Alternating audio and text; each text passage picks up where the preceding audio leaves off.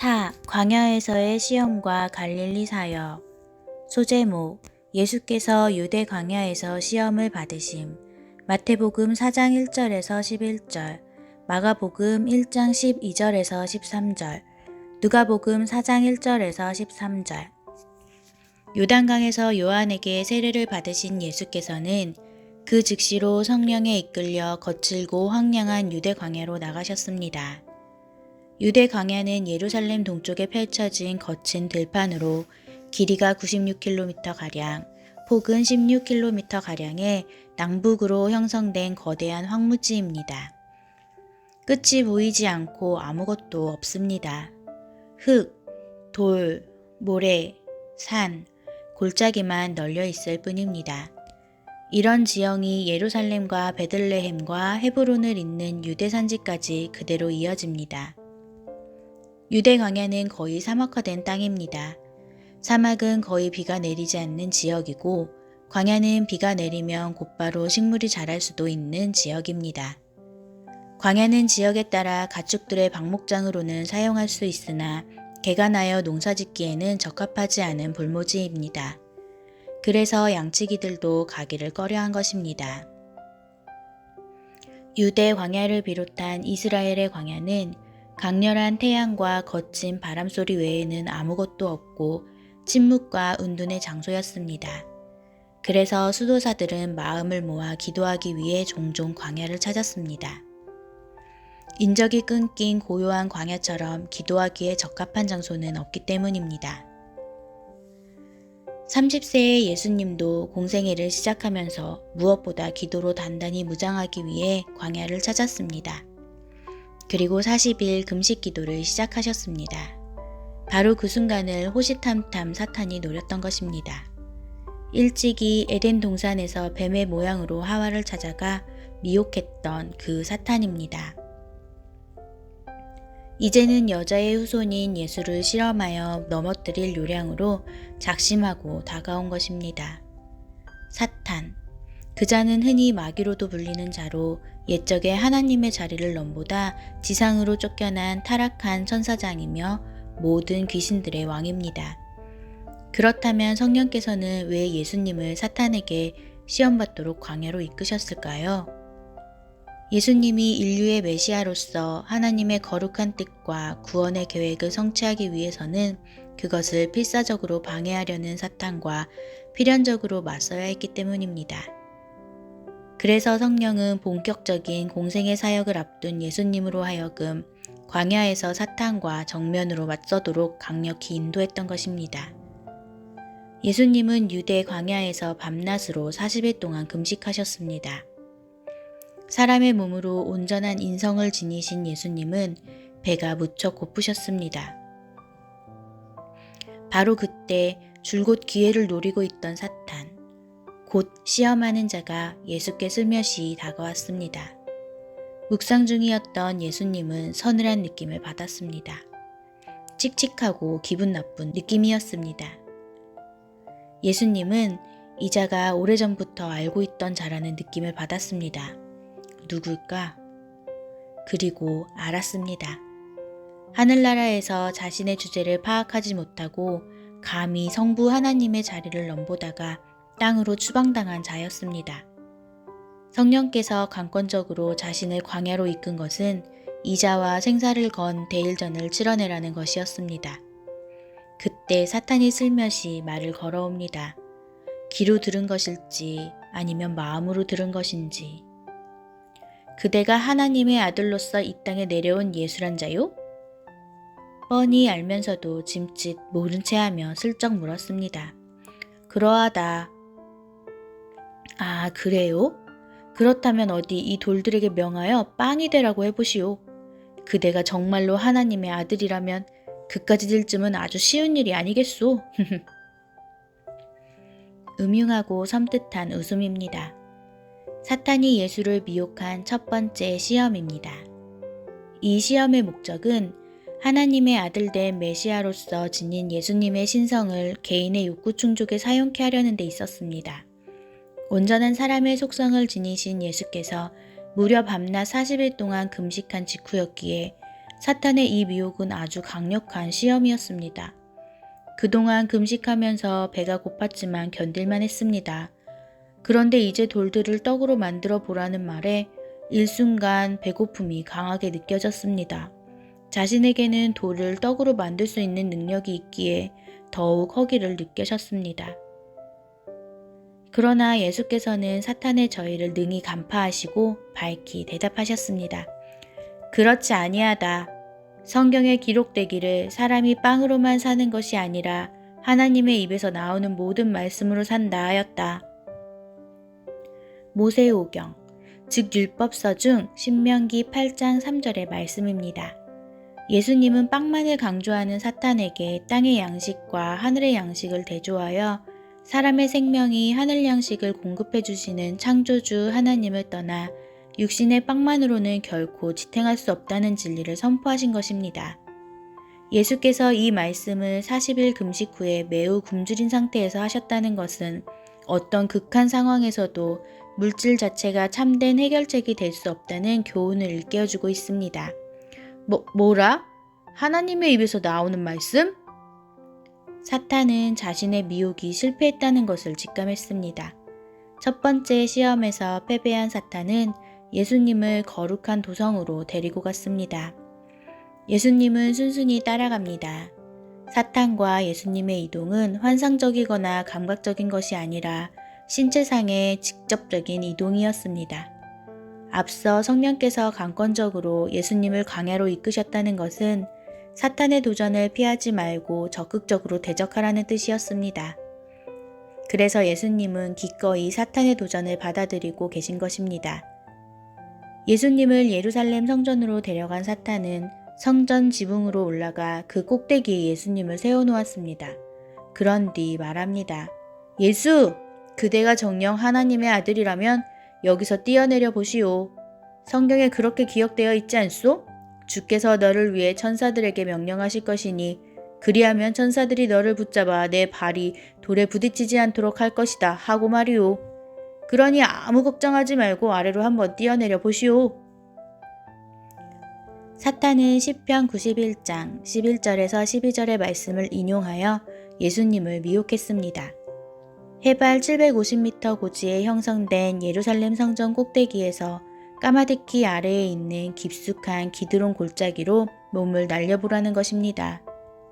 사탄의 말대로 만일 예수님이 그렇게 함으로써 마치 하늘에서 내려온 듯 땅 위로 멋지게 임한다면 유대 백성들에게 메시아임을 입증하는 확실한 표징이 될 터였습니다.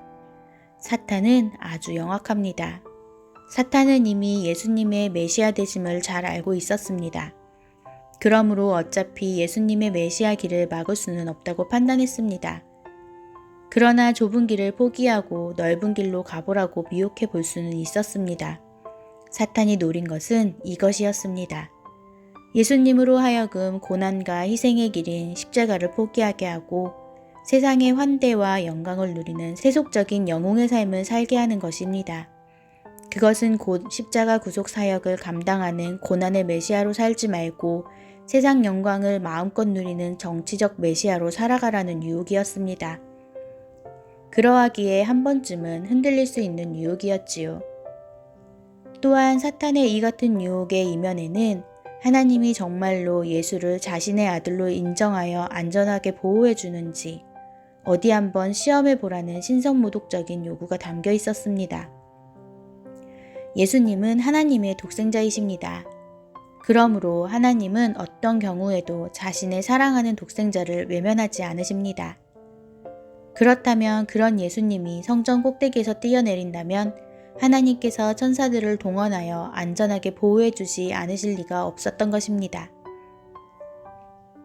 사탄은 바로 그 점을 노렸습니다.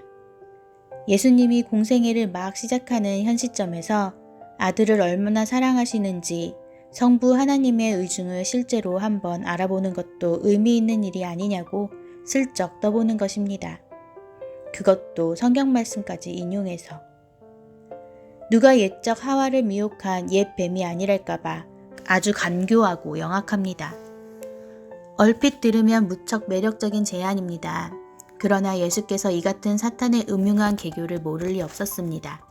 그래서 아무 망설임 없이 유혹자 사탄을 향하여 힘차게 대답하십니다. 그렇지 않다. 성경에 또 기록되기를 주 너의 하나님을 시험하지 말라 하였다. 이번에는 신명기 6장 16절의 말씀으로 대답하셨습니다. 악한 의도를 갖고 성경 말씀을 그릇되게 인용하여 유혹하는 사탄을 향해 예수님은 올바른 성경 말씀으로서 대받아치신 것입니다. 이런 점에서 하나님의 올바른 말씀은 사탄의 모든 계계를 무찌르는 강력한 검입니다. 예수님은 두 번째 시험에서도 사탄을 거뜬히 물리치셨습니다. 그런 말씀이 성경에 또 있다고? 두 번째 패배를 맛본 사탄, 이번에는 크게 작심하고 예수님을 데리고 아주 높은 산으로 올라갑니다. 팔레스타인 지역에서 최고 높은 산인 헤르몬산. 거기서 사탄은 세상 모든 나라들의 온갖 영광스러운 모습을 소환하여 예수님께 보여줍니다. 예수님의 눈앞에 세상의 온갖 쾌락과 부귀영화의 허상들을 소환하여 보이는 것은 사탄에게는 어려운 일이 아니었습니다. 그런 뒤 사탄이 자신있게 말합니다. 자, 사방을 찬찬히 둘러보시오. 얼마나 멋지고 찬란한 영광이오? 이 모든 영광을 누리고 싶지 않소? 그대가 내게 무릎 꿇고 엎드려 나를 경배한다면 이 모든 것을 그대에게 전부 넘겨주겠소. 사탄은 참으로 끈질긴 자입니다. 하나님 앞에서 교만하게 굴다가 하늘나라에서 쫓겨났으면 자신의 주제와 한계를 알아야 했습니다. 그러나 사탄은 포기하지 않고 발악합니다. 하나님의 독생자를 자기 앞에 무릎 꿇게 함으로써 하늘나라에서 이루지 못한 일을 세상에서 성취하고자 시도한 것입니다. 만일 하나님의 독생자인 예수가 자기 앞에 엎드려 경배한다면 그것은 곧 자신이 하나님을 이기고 그 보좌에 앉은 것과 같았기 때문입니다. 하지만 사탄의 말은 거짓말입니다. 사탄은 천하만국의 영광을 예수에게 넘겨줄 아무런 권한도 없습니다. 천하만국은 모두 하나님께 속한 것으로 결코 사탄의 소유가 아닙니다. 그러므로 사탄의 제안은 새빨간 거짓말이며 뻔뻔한 사기입니다. 그래서 사탄을 거짓의 아비라 하지 않습니까? 다만 하늘나라에서 쫓겨난 사탄은 하나님의 묵인하에 제한된 범위와 기한 내에서만 한시적으로 공중권세를 잡고 세상의 임금 노릇을 할 뿐입니다. 하지만 그의 최후 거처는 영영 꺼지지 않는 불길이 솟아오르는 무적행입니다. 그런 딱한 신세인 것입니다.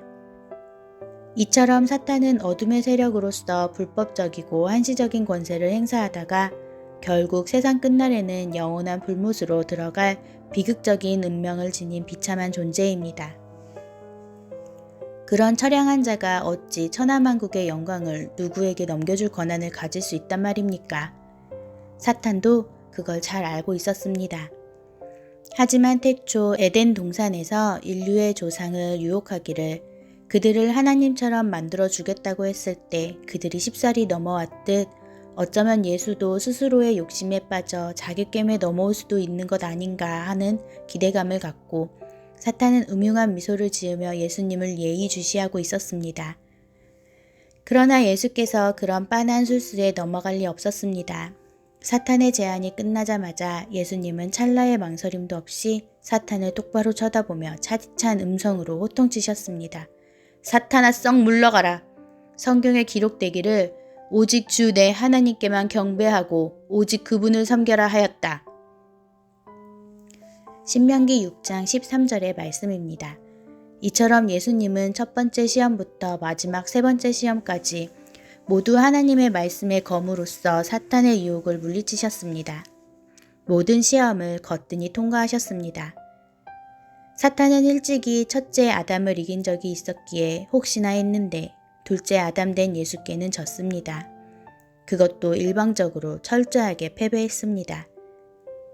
그리하여 사탄은 말씀의 검에 세 차례나 찔려 치명상을 입었습니다. 분하다. 그러나 예수, 이게 끝이 아니다. 내 기어코. 사탄은 처절한 신음소리를 내며 황망하게 예수님을 떠나갔습니다. 그러나 아주 떠난 것은 아니었습니다. 얼마 동안만 떠난 것입니다. 적당한 시기가 되면 다시 돌아올 것입니다.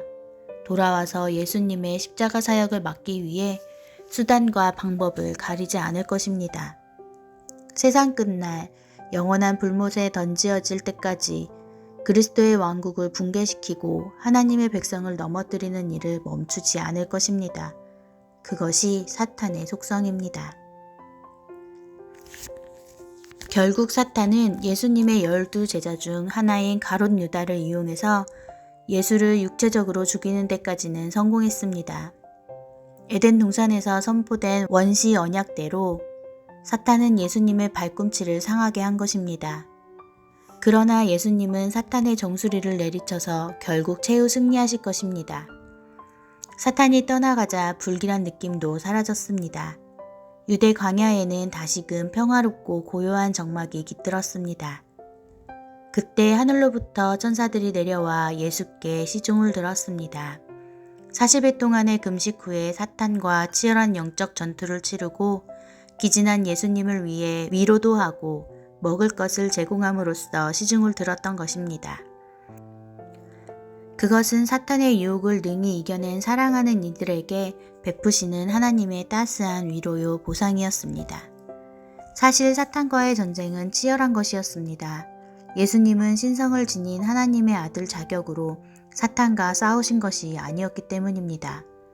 온전한 인성을 지닌 사람으로서 사탄과 싸우셨습니다. 그러니까 예수님은 연약한 사람의 신분으로 사탄에게 시험당하시고 유혹받으셨던 것입니다. 그리고 사탄의 유혹은 사람이신 예수님을 위험에 빠뜨릴 만큼 강렬한 도전이었습니다.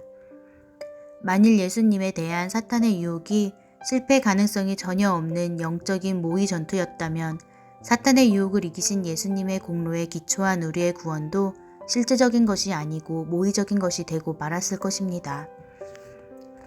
이처럼 성육신하신 예수님과 1대1로 맞서 싸운 사탄은 사력을 다해 기를 쓰고 유혹했지만 결과는 참담한 패배였습니다. 이로써 예수님은 사탄의 유혹을 물리칠 수 있는 능력과 권세가 있음을 똑똑히 보여주셨습니다. 공생애를 시작하시면서 예수님은 그 사실을 온 천하에 선포하신 것입니다. 그러기에 예수님은 제자들에게 사탄을 멸하려 왔다고 말했고 제자들 역시 예수님의 본을 받아 사탄을 능히 물리칠 수 있을 것이라고 하셨습니다. 만일 예수께서 사탄의 시험에 넘어갔다면 그분은 사탄을 멸하고 죄를 멸하는 능력은 나타나지 못했을 것입니다. 소제목 예수께서 전도 사역을 시작하심 마태복음 4장 12절에서 17절 마가복음 1장 14절에서 15절 누가복음 4장 14절에서 15절 예수께서 유대 광야에서 사탄에게 시험을 받으신 후 어느 정도 시간이 흘렀을 때 세례 요한이 붙잡혀 투옥되었다는 소식을 들으셨습니다. 세례 요한은 살아나오지 못할 것 같다는 예감이 들었습니다. 그것이 세례 요한에게 주어진 사명의 길이었습니다. 그가 세상을 떠나기 전에 한 번만 더 보고 싶었습니다. 그러나 그건 어려울 것입니다. 죽이기로 작정하고 잡아들였기에 헤롯의 옥에서 풀려나기가 쉽지 않을 터였습니다. 예수님은 유대 땅에서 고향 마을이 있는 갈릴리 지방으로 돌아가셨습니다. 갈릴리 지방은 요단강 서쪽, 팔레스타인의 북부 지역으로 갈릴리 호수 서쪽의 산악 지방을 가리킵니다. 이스라엘 백성들이 가나안 땅을 정복했을 때 스불론 지파, 아셀 지파, 납달리 지파에게 분배된 지역이었습니다. 이후 아시리아의 침략과 이주 정책으로 이 지역의 인종과 종교의 혼합이 생겨났습니다. 그래서 이곳 사람들은 유대 정통파 사람들에게서 이방의 갈릴리로 불리며 천대와 멸시를 받았습니다. 그래서 갈릴리 지방에서는 결코 선지자가 나오지 못한다는 말까지 나올 정도였습니다.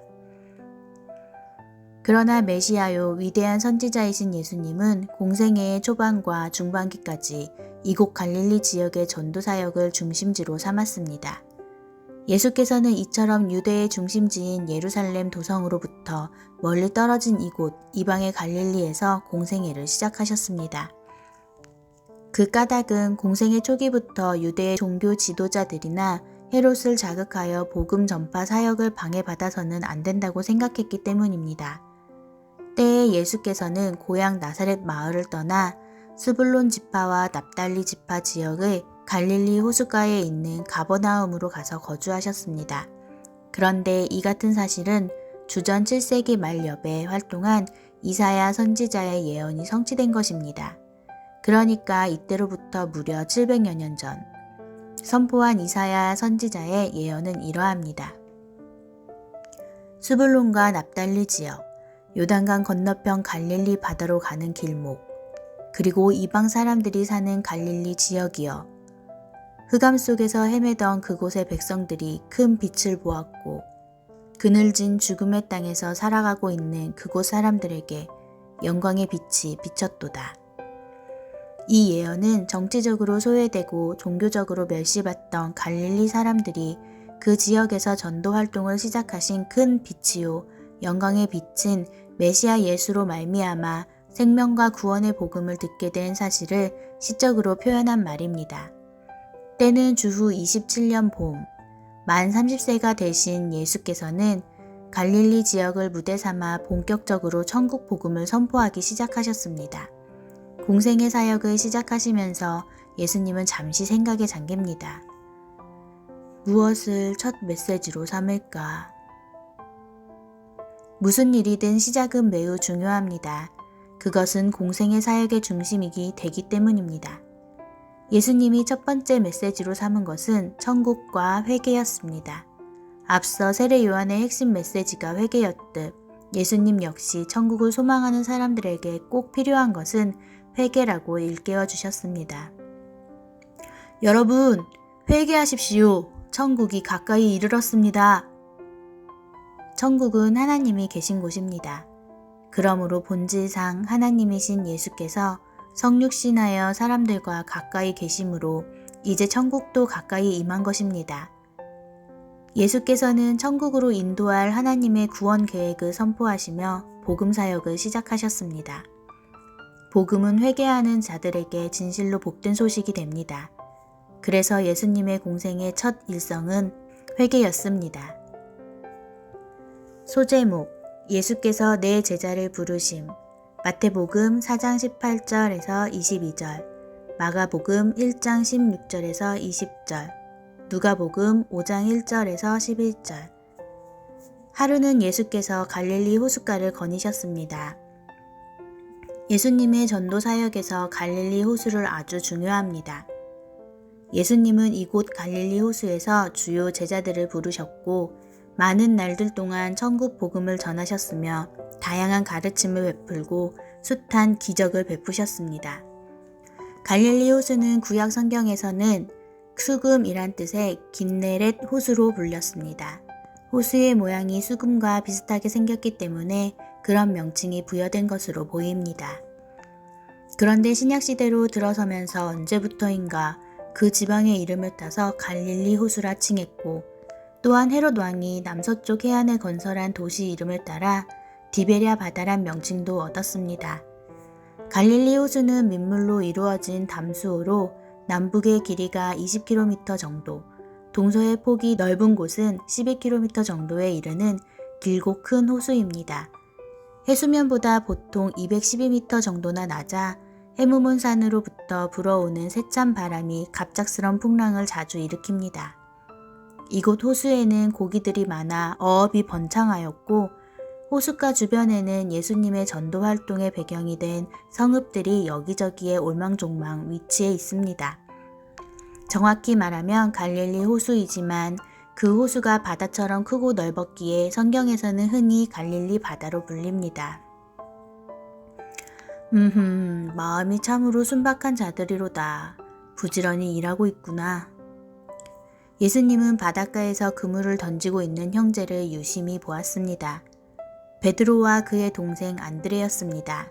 형제는 갈릴리 바다를 일터로 삼아 배와 그물로 고기를 잡아 생계를 이어가는 어부였습니다. 예수님은 한참 동안 그들 형제가 일하는 것을 지켜보았습니다. 한눈에도 베드로는 남들을 통솔할 수 있는 자질이 보였고 안드레는 말없이 형을 도와 차분하게 일을 해내고 있었습니다. 그래, 저 형제들을 잘 키우면 하나님 나라의 좋은 일꾼이 되겠다. 예수님은 그들 형제를 첫 번째 제자로 삼을 작정을 하고 그들에게로 가까이 다가갔습니다. 그런 예수님을 보고는 부지런히 그물을 깁던 형제가 엉거주춤 일어났습니다. 이에 예수님은 다짜고짜 명령조로 말합니다. 나를 따라오시오. 네? 따라오라뇨? 무슨 말씀인지 저희는 도통 모르겠습니다. 나를 알고는 있소? 네, 당신은 나사렛 예수님? 그렇소, 내가 예수요. 나는 세상을 구원하기 위해 왔소. 그러니 나를 따르도록 하시오. 내가 그대들을 사람 낚는 어부로 만들어줄 것이오. 살다가 처음 들어보는 말입니다. 사람을 낚는 어부라니 금시초문입니다. 도무지 이해가 되지 않았지만 예수님의 음성에는 거역할 수 없는 신적인 권위가 있었습니다. 베드로가 동생 안드레를 바라보았습니다. 안드레는 뱃사람의 기질보다는 랍비를 따라다니며 종교생활을 하기에 알맞은 성품의 소유자였습니다. 그래서 당시 그는 세례 요한을 따라다니는 중이었습니다. 안드레의 눈빛이 빛이 납니다. 안드레가 형 베드로에게 예수님을 따르자고 고개를 끄덕입니다. 네, 예수님, 저희가 따르겠습니다. 그래요, 이제부터 나와 함께 사람 낚는 일을 합시다. 사람들에게 천국 복음을 전하도록 합시다. 베드로와 안드레 형제는 즉시 자신들의 배와 그물을 그 자리에 버려두고 예수님을 따라 나섰습니다. 예수님의 첫 번째 제자들이 된 것입니다. 여기서 오해하지 말 것은 그들은 충동적인 감정으로 예수님을 따라간 것이 아니라는 사실입니다. 요한복음의 증언에 따르면 시몬과 안드레는 이 사건이 있기 전에 이미 예수님을 알았고 그분의 복음 전파 사역에 대해 기대감과 신뢰감을 갖고 있었습니다. 즉 베드로와 안드레는 예수님의 놀라운 권능을 이미 체험한 바 있었던 것입니다. 그런 바탕 위에서 이제 예수께로부터 공식적인 제자로서의 부르심을 접하고는 과감하게 신앙의 결단으로 자신들을 온전히 내맡겼던 것입니다. 저들도 좋은 인재들이로구나. 예수께서는 갈릴리 바닷가를 따라 조금 더 내려가시다가 세베대의 아들인 야고보와 요한 형제를 만났습니다. 세베대는 예수님의 이모인 살로메의 남편입니다. 이는 사꾼을 부리고 예루살렘에도 주택을 가지고 있었던 점으로 보아 상당한 부자였습니다. 때에 야고보와 요한 형제는 밤새도록 고기 잡는 일을 마친 뒤 배에서 붙인 세베대와 함께 한창 그물을 손질하는 중이었습니다. 어부에게 있어 고기를 잡는 일 못지않은 일이 그물을 깁는 일이었습니다. 그물에 고기가 많이 들어왔다 해도 그물이 촘촘하지 않아 틈이 생기면 그물 속에 물고기들이 빠져나가게 되고 그러면 모든 작업이 헛수고가 되기 때문입니다. 그대들은 나를 따라오시오. 예수께서 베드로와 안드레 형제에게 그랬듯이 그들도 제자로 부르셨습니다. 그러자 그들 야고보와 요한 형제도 예수님의 부르심에 거역할 수 없는 강력한 힘을 느꼈습니다. 자신들을 잡아당기는 신적 이끌림을 받았습니다. 그래서 형제는 서로 간의 의견을 교환할 것도 없이 배와 아버지를 그 자리에 남겨놓은 채 즉시 예수님을 따라 나섰습니다. 배는 어부들의 가장 중요한 물질적 재산이고 아버지는 인간적으로 가장 중요한 혈연관계입니다. 그런데 그 둘을 미련 없이 뒤로 한 것입니다.